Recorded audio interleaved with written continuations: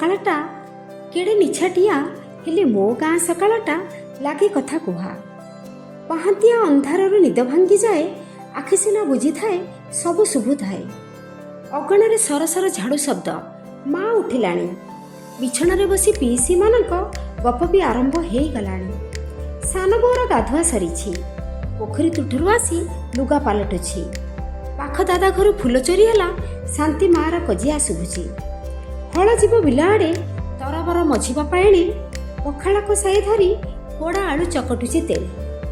କାଳିଆ କସର ଦୁହିଁ ଛାଡ଼ିଲେଣି ରଡ଼ି, ଖାଇବାକୁ ଦେଲେ ଯିବେ ବିଲକୁ ଦୌଡ଼ି। ଠାକୁରାଣୀ ମନ୍ଦିରରୁ ଶୁଭେ ଘଣ୍ଟ ଧ୍ୱନି, ମା କହେ ଉଠିପଡ଼ ବେଳ ଗଡ଼ିଲାଣି।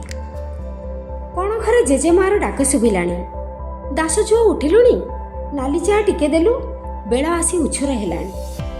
ପାହାନ୍ତି ସୁରୁଜ ବୁଞ୍ଚେ, ନାଲିଆ ମୁରୁଜ, ଚୁଲି ଲିପି ନମସ୍କାର ହେଉଛି ଭାଉଜ। ବାପାଙ୍କର ଡାକ ଶୁଭେ, ଶୀଘ୍ର ପଡ଼ ଉଠି, ଧଡ଼ପଡ଼ ହୋଇଥାଉଁ ବିଛଣାରୁ ଉଠି।